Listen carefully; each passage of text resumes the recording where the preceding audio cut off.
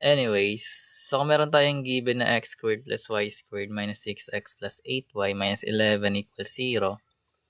So, basically, kunin natin yung mga pwede natin masolve dito na. So, kunin natin yung standard form. Ito kasi naka-general form to eh. So, yung standard form ng circle is naka x squared plus y squared equals r squared. Depende kung ito is nasa origin, no? Pero kung wala siya sa origin, guys, ibig sabihin, nag-shift yung graph sa given center. Ang gagawin lang is magkakaroon tayo ng x minus h squared plus y minus k squared equals r squared. Which means, yung magiging center natin is naka-form siya ng hk. Dito kasi sa part na to, yung center is nasa origin. So, nasa origin. Nasa middle ng Cartesian plane. Anyways.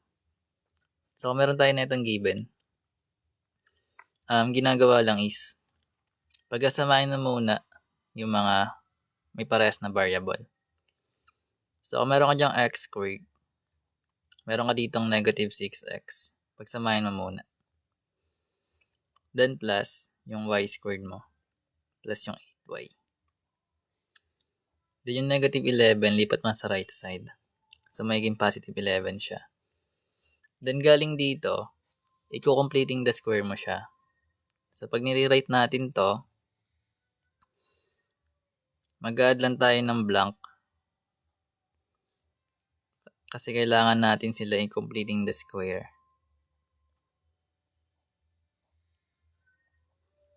Dahil nag-add tayo ng dalawang blanks dito, guys, para maging balance yung equation, mag-add ka rin dito ng dalawa. Ngayon, para makuha natin yung perfect square trinomial na ito, gagamit nga tayo ng completing the square. So, ito yung pattern na susundan mo para dito. So, basically, para makuha natin yung b, yun yung coefficient ng variable natin na walang or na yung exponent niya is 1. So, kung ito is squared, ito yung 1 na exponent. So, magkakaroon tayo ng value ng b dito, which is negative 6. Bakit negative 6? Kasi katabi niya yung minus, which means magiging negative 6 yung value ng b. So, kung magkakaroon tayo ng negative 6 over 2, anong ilalagay natin dito? Magiging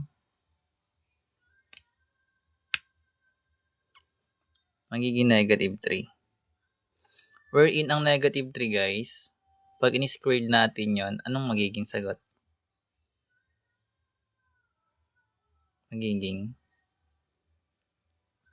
positive 9. So, ibig sabihin, dahil naglagay tayo ng 9 dito, maglalagay din tayo dito ng 9. At dahil naglagay tayo dito ng 9, maglalagay din tayo sa right side. So, punta tayo sa kabila. So, meron tayong b over 2. Then yung parenthesis squared natin. Equals blank. Ano yung value ng b mo dito?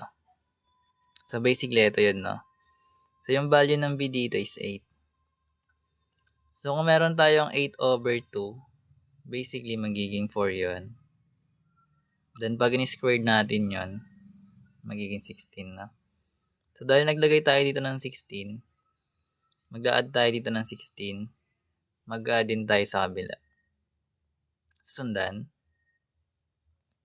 Negets. Ngayon, balik tayo dito, guys. So, galing dito sa x squared minus 6x plus 9, pwede na natin makuha yung factored form niya. So, para makuha yung factored form, kung ano yung nakalagay dito na number, yun yung magiging partner ng variable x. So, meron tayong variable x doon.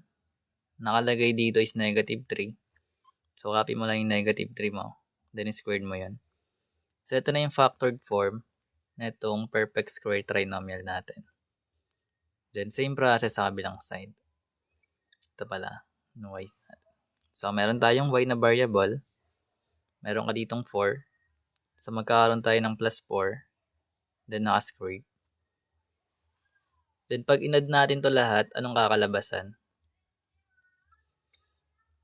Sabi ko sa inyo, nakakaantok eh. Naantok nga ako pag nag-edit kaya hindi ko na ini-edit masyado eh. Pinapost ko na lang. So, meron tayong 11 plus 9 plus 16. Magkakaroon tayo dito sa right side ng ilan? That's correct, which is 36. So, remember guys, eto naka-standard form na siya, no? So, pwede na natin to i-box. And pwede na natin makuha yung center. So, pagdating sa center na ito, anong kakalabasan? Ano yung magiging center? So, sabi natin ang center, kapag wala sa origin, meron tayong format na HK, no? Wherein, yung H, dun yun dito guys, no? Sa K, sa H dito, sa X, di ba? Then yung K sa Y. So, kahit titig method, pwede yun eh. Kapag minus yung partner ng X, magiging positive.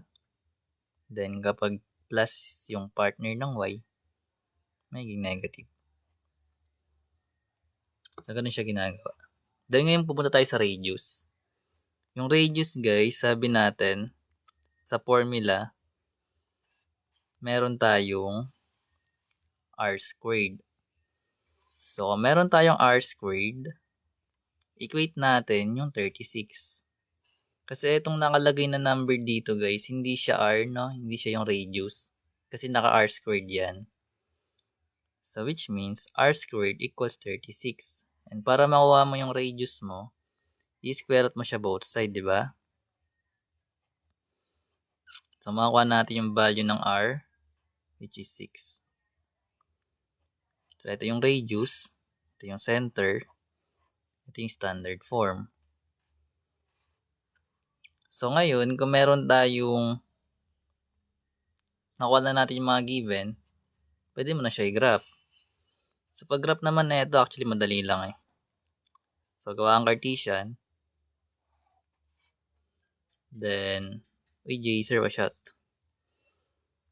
So lagay mo lang yung center.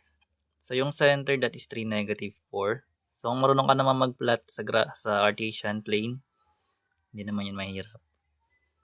So 3 units sa right, then 4 units downward.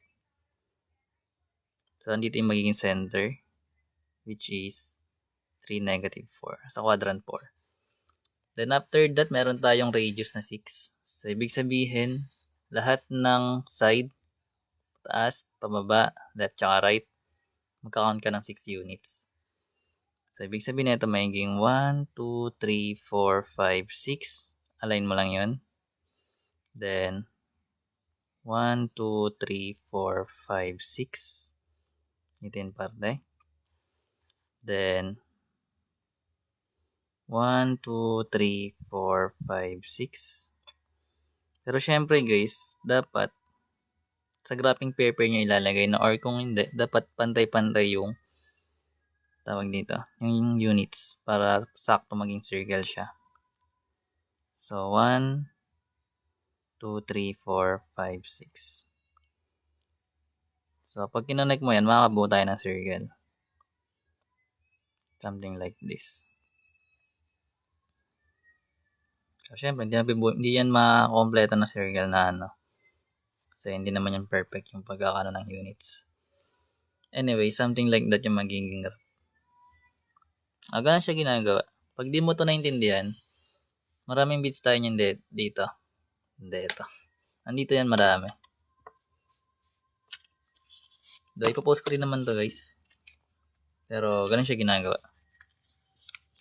Oo, freckle to eh. Saan galing yung wife? Thank you, Naki. Sa GG. Si Essie? Hindi ko alam kung lumalabas to. Hindi man nag-take nun eh. Meron na po ako nun na ito nakalagay. Guys, pakita lang natin. Ads muna tayo. Ads. Ito guys, yung nakaraan na live. Yung sa transformation ng geometric. Ito, naka-playlist naman yan. Makikita mo naman yan agad yan.